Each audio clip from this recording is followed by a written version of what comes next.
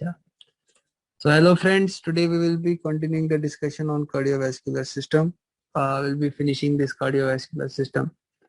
So I want to tell you a concept that there is a sensor mechanism. Sensors of, or you can say sensors in arteries. Guys, this is an important concept. In cardiovascular physiology, we'll be discussing this in great detail. You know, we have three types of sensors. We have three types of sensors, a special type of sensors. One is carotid sinus. Second is carotid body. Third is aortic body.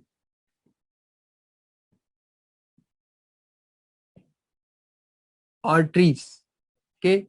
Arteries. Okay. Arteries have three types of sensors. Okay. I will be telling you in shortly. Okay. Carotid sinus. Remember one point about it. Let me take a red pen, please. Baroreceptor. Carotid body. Chemoreceptor. C for chemo. Both are C, by the way. Chemoreceptor. How you remember, sir? Think that sinus is something that pressure will get lost, something like that, become so much crazy. Okay, think something crazy. Okay, not making any meaning, but yeah, there's another way of remembering. Okay, this is the way of remembering how we remember things. Things are not giving any meaning to us. Psychologically we can understand them. Can we understand what I mean? So we say carotid sinus means something that is open and pressure got lost, so it's a pressure receptor, something like that. It's not, I'm not telling it's sinus. I'm saying just to remember like that. Difference, because you get confused. Is carotid sinus a chemoreceptor or baroreceptor? It's a baroreceptor. Carotid sinus is a baroreceptor. Okay. Now aortic bodies. Aortic body, it is said that they have same function like carotid body. They have same function like carotid body. So we say is equal to, I can say anatomically and physiologically similar to aortic body, that means carotid body. That means carotid body. How we will understand? So carotid sinus is a baroreceptor. Location, let us write the locations. The carotid sinus is present in the internal carotid artery wall, in the wall of internal carotid artery, and it starts showing the prominence once it starts from the common carotid artery, because it's a branch of common carotid artery. Common carotid artery, once this internal carotid artery is going to start, you will be having these baroreceptors. Okay. While as carotid body is a chemoreceptor. It is present at the bifurcation, that is two. Common carotid artery is getting divided into two. So at the bifurcation like this, at the bifurcation you have chemoreceptor. So location at the bifurcation of common carotid artery. Okay guys, aortic bodies are present location. They are present at the junction of common carotid artery and subclavian artery. Common carotid artery and subclavian artery. Are we able to understand? I hope I have taught you in the upper limb in great detail the venous and arterial system of upper limb from the heart.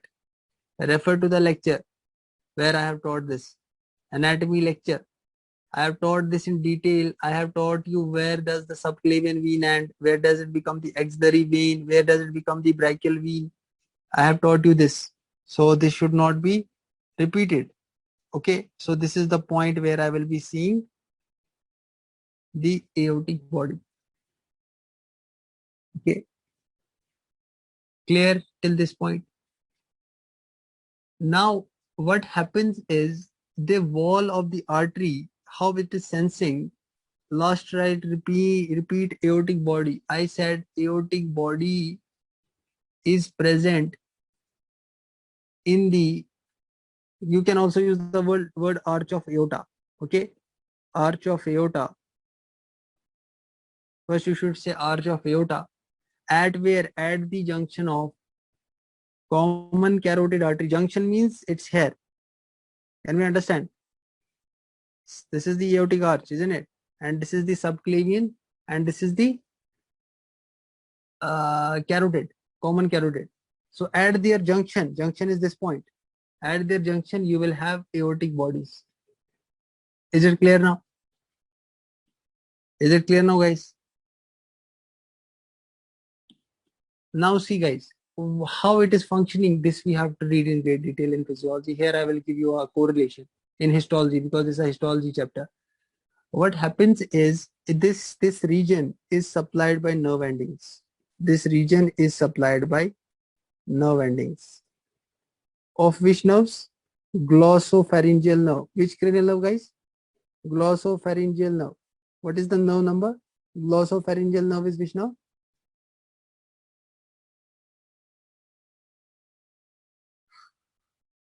Yes. Glossopharyngeal nerve. Everyone please write the answer. This is, I think, a 5th class question I'm asking you. Today in the textbooks of 5th, 6th standard people they have. Without using Google, because it's a shame on you if you don't know that glossopharyngeal is which nerve. I had last time given you this assignment of learning. So it's a 9th cranial nerve. Okay. Okay. 9. Do you really believe it's a 9th cranial nerve? What is hypoglossal nerve? Hypoglossal nerve which number?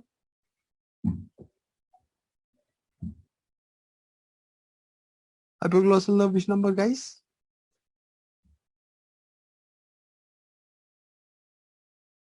Okay, 12th. Okay. You should not confuse this. Okay, it's easy. So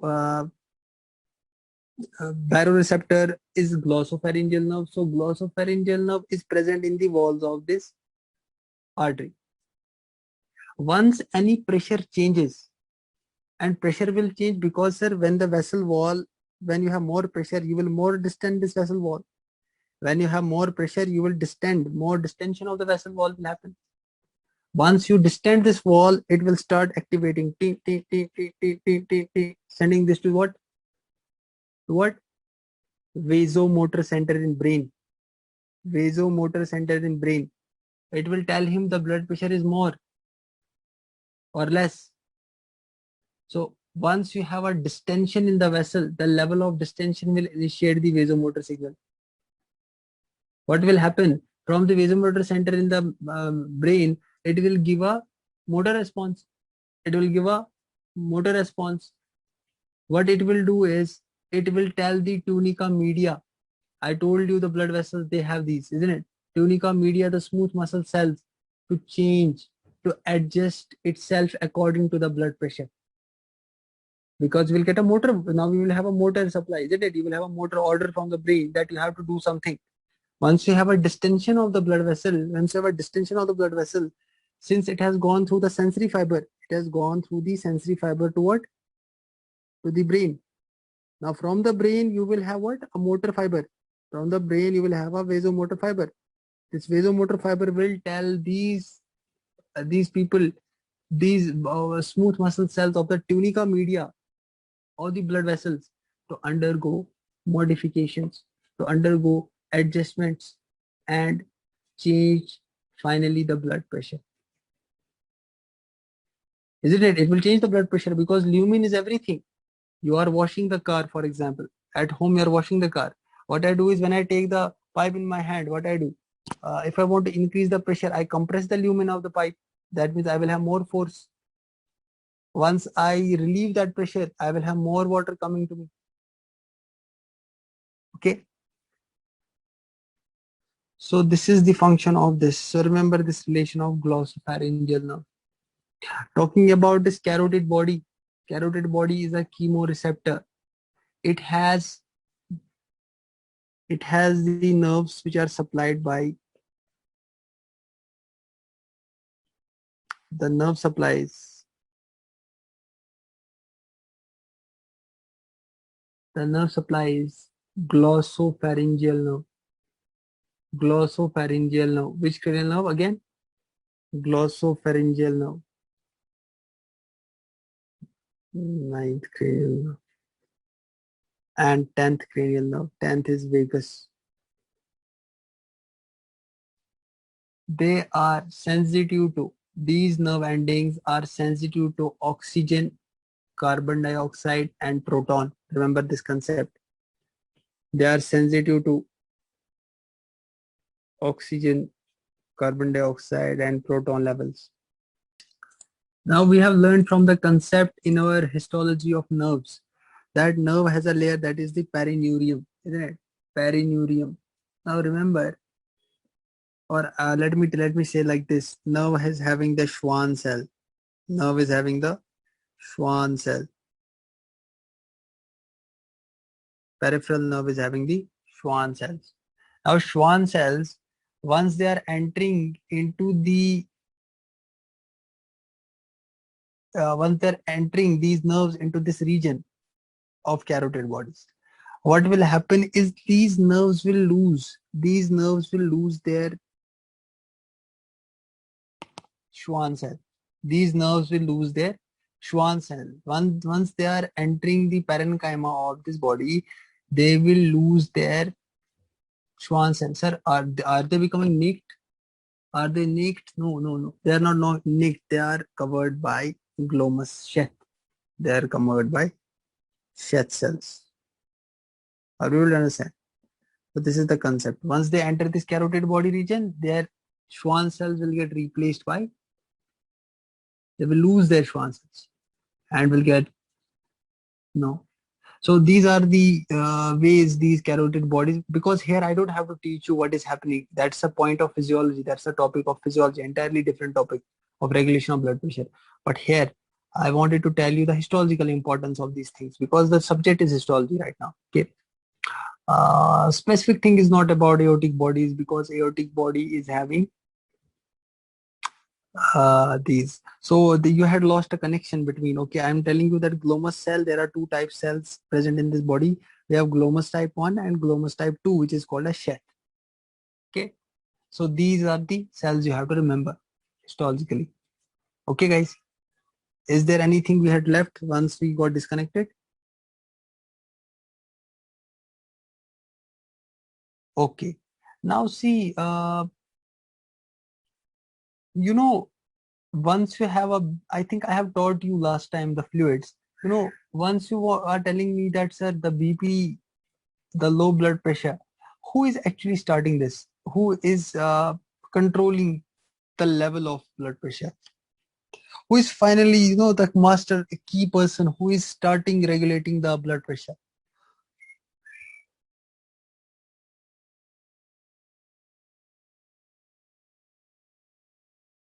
If I ask you a simple question, who is doing this? Yeah, very nice. So you have to remain specific. RAS is there. You have to say, sir, it begins with the hormone secreted by the kidney. So you have to give the location because RAS is a big system. We have angiotensin 1, 2, angiotensinogen, and then we have, you know, aldosterone. So you have to tell me the beginning. Okay. So that will be learning in physiology. Don't worry. Here I want to give you a, you know, end this discussion that, you know, this kidney will be producing a hormone that is renin, isn't it? And that renin will be cutting That renin will cut the angiotensinogen, isn't it, into angiotensin 1, which is what is angiotensin 1? What is angiotensin 1? See, once I will be teaching you this. Don't worry, here I am giving just a correlation. See, renin, if you put renin on what? Angiotensinogen, what you will form? Angiotensin 1. What is angiotensin 1? It's a mild vasoconstrictor. Please remember, it's a mild vasoconstrictor. It is a mild vasoconstrictor. I will be teaching you in detail about this, and this is what is the basis of coronavirus. I will be teaching you. Okay, I'll be teaching you role of angiotensin 2 in the coronavirus. Okay, so angiotensin 1. My video on coronavirus separate discussions will be coming soon. Okay, if I am taking any respiratory medicine subject, I'll be teaching that the coronavirus and its treatment protocol. Okay, everything. So angiotensin 1, mild vasoconstrictor. Angiotensin 1 is converted to angiotensin 2. Then by what? ACE. Okay, angiotensin 2. Now, okay, tell me one thing. These are my lungs. Okay, these are the lungs, and lungs have blood vessels which have capillaries, and they have endothelium. They have endothelium. Now, I am asking you a question. This is an endothelium. Where is this ACE present? There is a question. Where is this ACE present histologically? Because it's a histo topic, so I am giving a histological edge. Where is this endothelium present? Where is this ACE present? You are telling us the endothelium. So where? Remember one concept. It is present on the luminal side. No, guys, not alveoli. It's present on the luminal plasma lemma.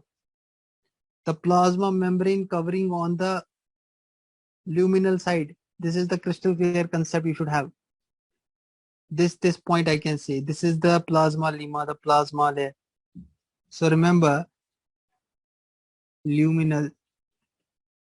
Luminal, why sir? Because this is the lumen. This is the place where blood is flowing. This is the place where blood is flowing, isn't it? So blood is flowing through this place. So luminal plasma lemma is the place where you have this ACE, where you have this ACE. And this was a mild vasoconstrictor. This was a mild vasoconstrictor. Harrison says it is a potent vasoconstrictor. Physiology books also says it's a potent vasoconstrictor. So it will cause the constriction of the arterioles. The walls of the arterioles will constrict, will contract. Blood pressure will rise. Okay. So there are other hormones also which are doing their work in the task of regulating this blood pressure. Like we have the antidiuretic hormone, arginine vasopressin hormone, we have aldosterone. Okay. So many hormones there. We'll be learning them in the blood pressure separately. That's a different big topic. I think 2 or 3 hours of topic which I'll be teaching, the clinical correlation of blood pressure. Okay. I'll be telling you the JNC guideline 7 also. Let us give you some concept. The last topic in this discussion, that is lymphatic system.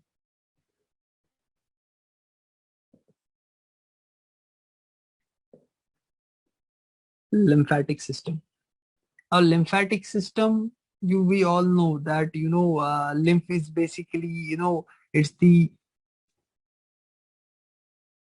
tissue fluid, and it should come also, and it should leave also from the tissue, isn't it? So that the things can get exchanged. Okay. Most of your body tissues are being drained by lymphatics except your nervous system and bone marrow. I hope you know that. Bone marrow and nervous system, they are not drained by this lymphatic system. Okay. So what is in the lymphatic system? Same thing. Lymphatic, like you had the cardiovascular system, like same is the lymphatic system. Remember, how I remember is, this was my arterial system, this was my venular system. 3 balls I will make. And in the middle center is my lymphatic system. What is doing is arterial system is supplying everything to the tissues, and this lymphatic system is helping in returning that part of the fluid to the again to that venous system which was left behind while venous system was collecting the fluid. Are we able to understand? Artery supplied the blood. Some of the fluid will leak. I have taught you the pressures. I have taught you interstitial fluid, hydrostatic pressure, everything taught you in first year physiology. Okay, so what is left behind will be collected by the lymphatic system. Okay, now sir, that means in the same way there should be lymphatic capillaries, there will be lymphatic vessels, there should be large lymphatic vessels. So yeah, exactly, they are same. But remember, the lymphatic capillaries, they are known as blind-ended channels. Lymphatic capillaries, when they start, when the lymphatic capillaries start, they are called blind-ended channels. So let us talk about lymphatic capillaries first. Lymphatic capillaries start blind-ended channels. Blind-ended channels, you can think lacteals. Lacteals. Okay.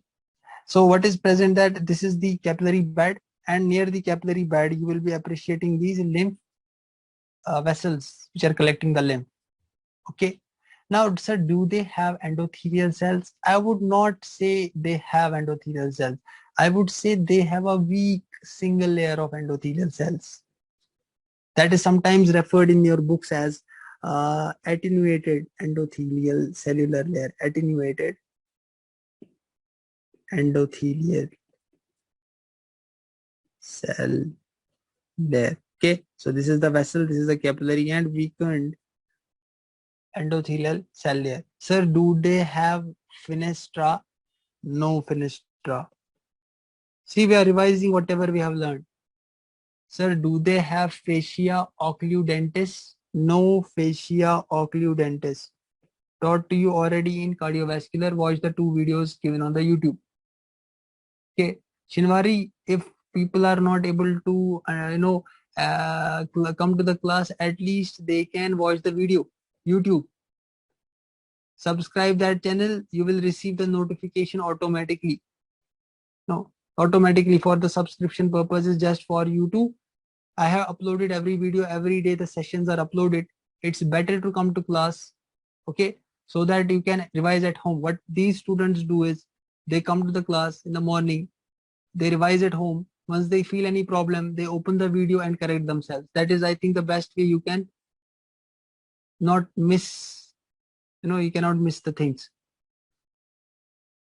So the luminal area is having this endothelial cell which is not having any fenestra, no fascia occludentis, and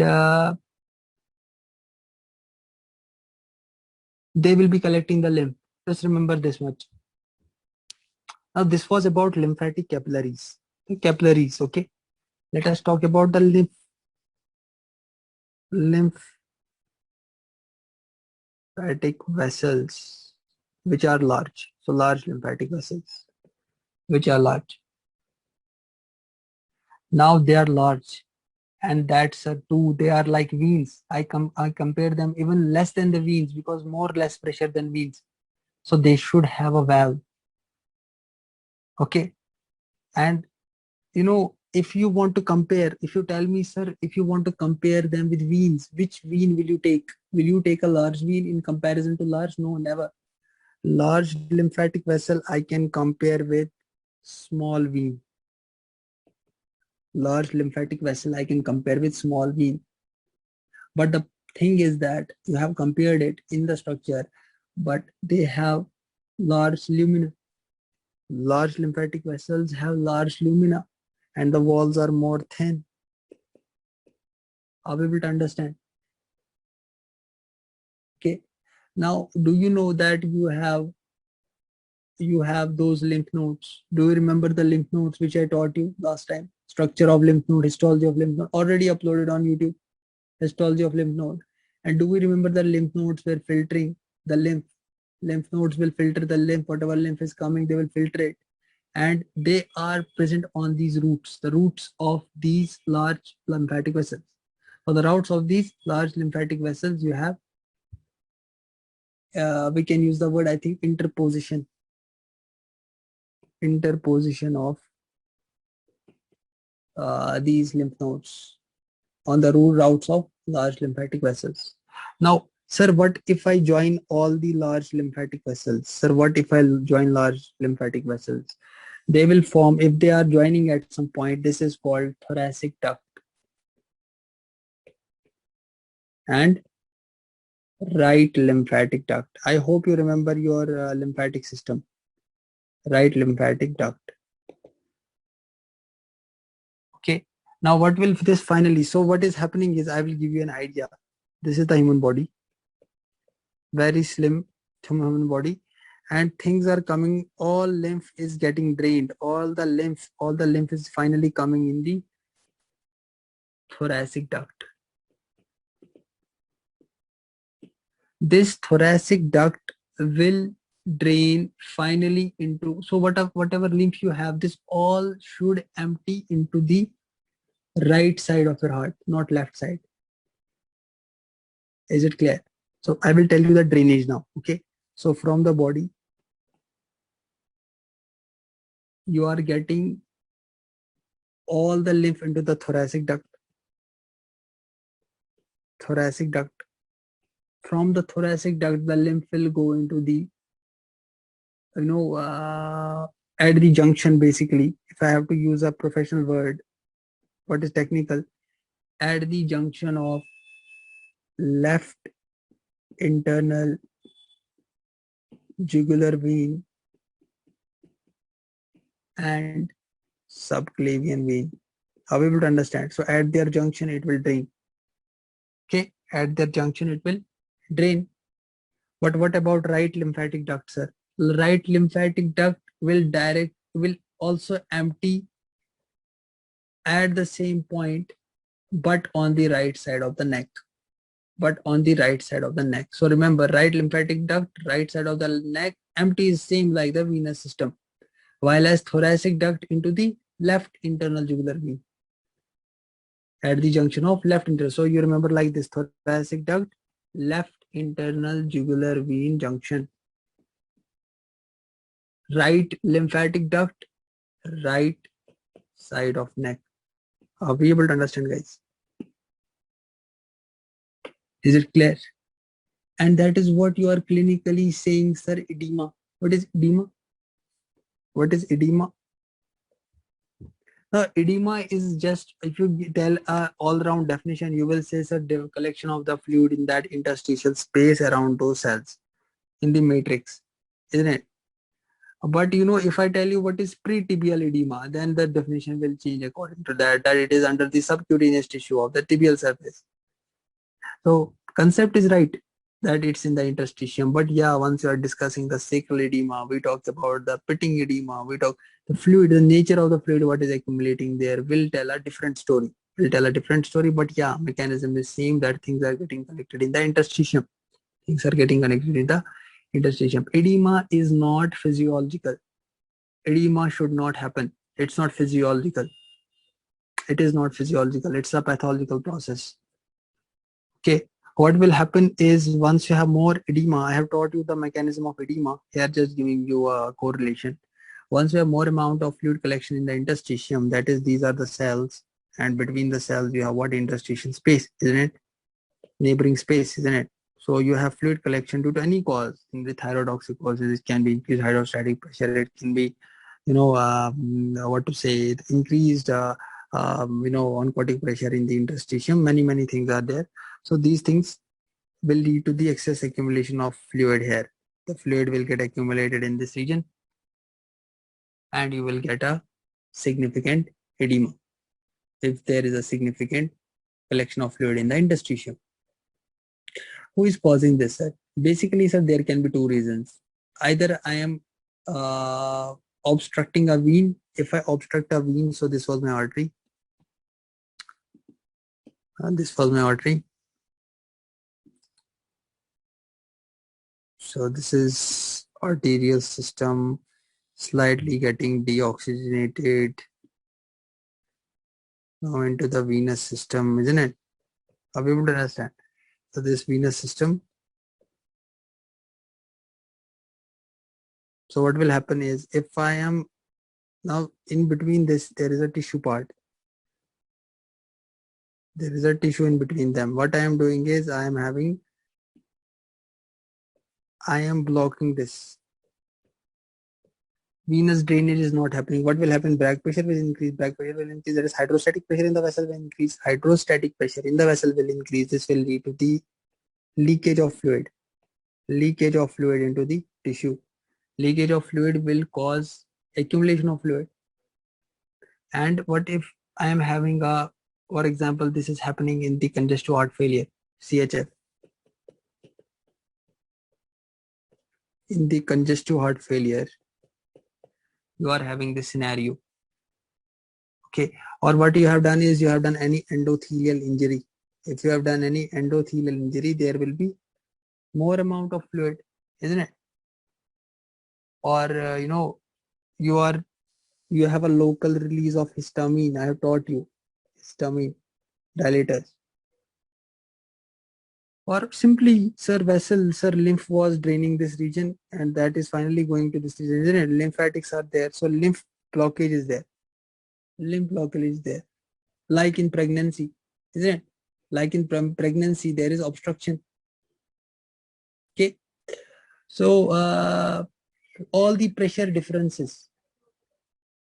Okay, so all the pressure differences which are happening will manifest as this edema. If they are abnormally manifesting, abnormally happening, then you will be manifesting an edema. Okay, how many diseases can be related to edema? So many diseases. You can write them. I can tell you simply. It can be thyrotoxicosis.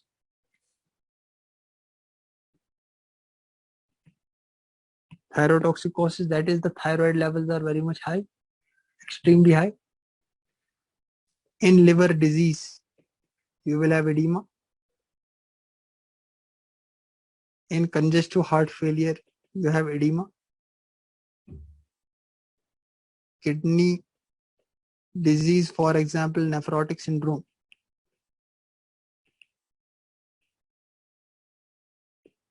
Nephrotic syndrome. Okay, so these can lead to edema. At least remember this much for your first year. Okay, guys. I hope you have enjoyed my lecture. We have to totally finish the histology today, except the neurohistology, which I will be teaching in an integrated manner with the neurophysiology and neuroanatomy. Okay, please revise all the content of histology. We have today finally finished this 22nd of April. From the tomorrow, we will be having the systemic approach. That is, we will be taking physio and anatomy. I hope you have enjoyed my lecture. Please subscribe to this channel. I'll be uploading every day at least one video. That's one class of first year. And hope we finish it in time soon. Thank you.